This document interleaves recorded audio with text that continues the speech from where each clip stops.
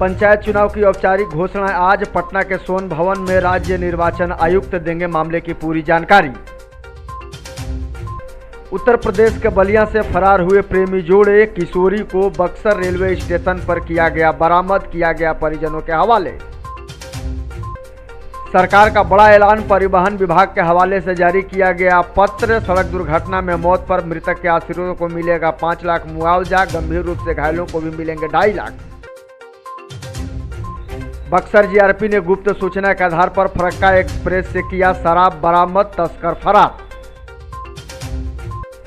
आशीर्वाद यात्रा को लेकर लोजपा में बढ़ी सरगर्मी। 14 सितंबर को होने वाले यात्रा में पार्टी के राष्ट्रीय अध्यक्ष चिराग पासवान पहुंच रहे हैं बक्सर। नमस्कार, बक्सर खबर में आपका स्वागत है। आप देख रहे हैं खबरें फटाफट। पंचायत चुनाव की औपचारिक घोषणा आज होगी। इस बाबत राज्य निर्वाचन आयोग ने प्रेस कॉन्फ्रेंस बुलाया है। जानकारी के मुताबिक आज दोपहर 3 बजे सोन भवन पटना में विधिवत इसकी घोषणा की जाएगी। इस संबंध में राज्य निर्वाचन आयुक्त दीपक प्रसाद मीडिया से बातचीत करेंगे और पूरी जानकारी देंगे। गौरतलब है कि बिहार में 11 चरणों में पंचायत चुनाव के लिए मतदान होना है। जानकारी के मुताबिक 24 सितंबर से मतदान शुरू होगा, जिस पर पहले ही बिहार कैबिनेट चुनावी चरण पर अपना मुहर लगा चुका है।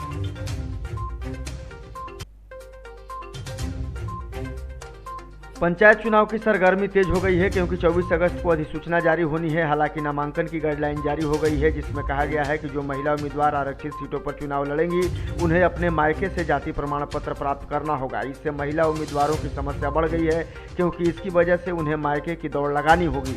जानकारी के अनुसार राज्य निर्वाचन आयोग ने आरक्षित किए गए सीटों पर चुनाव लड़ने वाली महिलाओं को पति के बजाय पिता के नाम से साथ ही जाति प्रमाण पत्र दाखिल करने का निर्देश दिया है। आयोग ने स्पष्ट रूप से कहा है कि पति के नाम के साथ बनाया गया जाति प्रमाण पत्र मान्य नहीं होगा। गुप्त सूचना पर बक्सर रेल पुलिस ने फरक्का एक्सप्रेस के पीछे की एक जनरल बोगी से 250 ml का 80 पीस शराब की बोतलें बरामद की है। हालांकि तस्कर पुलिस के पकड़ में नहीं आ सका। इसकी जानकारी देते हुए जीआरपी के थानाध्यक्ष रामाशीष प्रसाद ने बताया कि गुप्त सूचना मिली थी कि फरक्का एक्सप्रेस में शराब की खेप लाई जा रही है।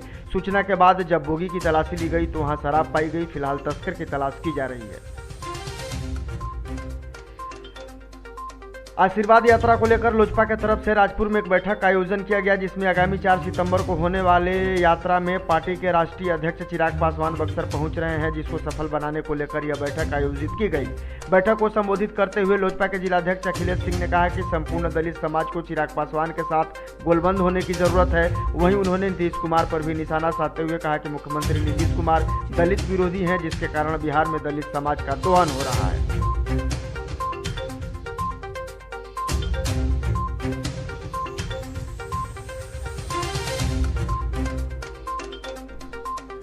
उपाध्यक्ष श्रेणी सचिव, भारत सरकार, राष्ट्रीय सफाई कर्मचारी आयोग, सामाजिक न्याय एवं अधिकारिता मंत्रालय की अध्यक्षता में एक बैठक आहूत की गई। कलेक्टेरिएट बक्सर सभागार में आयोजित बैठक में उपाध्यक्ष श्रेणी सचिव भारत सरकार बबन रावत ने स्वास्थ्य विभाग से सफाई संबंधित स्थितियों का जायजा लिया, जिसके आलोक में जिले के अधिकारियों ने उन्हें स्थिति से अवगत कराया।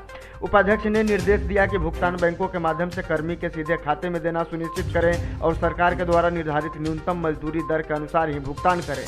साथ ही यह भी कहा कि इसका प्रतिवेदन 15 दिनों के अंदर देना भी सुनिश्चित करें।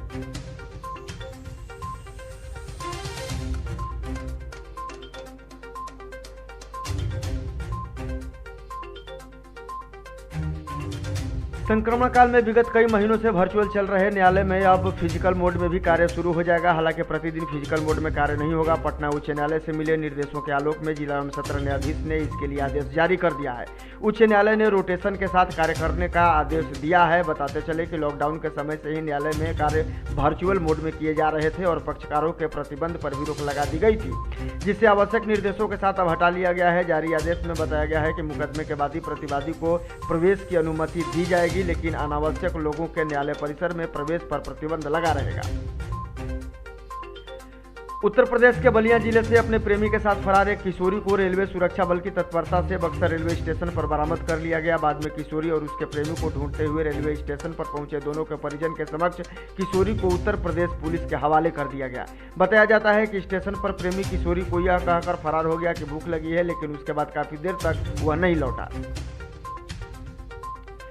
के परिवहन विभाग के हवाले से पत्र जारी किया गया है। 18 अगस्त को जारी पत्र में घोषणा की गई है कि अब सड़क दुर्घटना में हुई मौत पर मृतकों के आश्रितों को 5 लाख रुपए का मुआवजा मिलेगा, जबकि गंभीर रूप से घायल को 2.5 लाख रुपए की सहायता राशि दी जाएगी। गंगा के जलस्तर में आई वृद्धि के बाद जैसे ही पानी घटा वैसे ही कई तरह की समस्याएं आने लगी। ग्रामीण इलाकों में जहां गंदगी और बदबू के कारण लोगों का जीना मुश्किल हो रहा है, वहीं दूसरी तरफ गंगा घाटों पर जमी सिल्ट की मोटी मोटी परतें पक्के और कच्चे घाटों का अंतर भी खत्म कर रही हैं। ऐसे में इस सिल्ट को हटाना नगर परिषद के लिए काफ़ी चुनौती है। हालांकि नगर परिषद का यह दावा है कि जल्द ही इस सिल्ट को हटाकर घाटों को पूर्व की तरह बना दिया जाएगा। जिले में एक ऐसा मंदिर है जहां सावन के बाद भादो मास की पहली सोमवारी को उत्सव का आयोजन होता है। यह स्थान है डुमरांव में, जिसे जंगली बाबा शिव मंदिर भी कहा जाता है। साथ ही साथ इन्हें जंगलिया बाबा मंदिर के भी नाम से जाना जाता है। बावजूद इसके परंपरा के अनुसार सुदूर ग्रामीण क्षेत्र में लोग बाबा जंगलीनाथ मंदिर में विराजमान भोलेनाथ पर जलाभिषेक करने के लिए पहुंचते हैं। ऐसी मान्यता है कि यहां पूजा करने वालों के रोगों का नाश हो जाता है। वार्षिक उत्सव के अवसर पर यहां सुबह से ही भजन कीर्तन शुरू हो जाता है। बाबा पर जलाभिषेक करने के लिए शहर एवं ग्रामीण क्षेत्र से नर नारी पूजा अर्चना के लिए पहुंचते हैं। बहुत ही भव्य श्रृंगार किया जाता है। श्रद्धालु हर हर महादेव, बोल बम, जय भोले शंकर का जय घोष कर रहे हैं। इस शब्द में इतनी ऊर्जा है कि उसे सुनने मात्र से शक्ति का आभास होता है। इस उत्सव को लेकर के डुमरांव के जंगलिया बाबा शिव मंदिर में उत्साह का आलम देखा गया।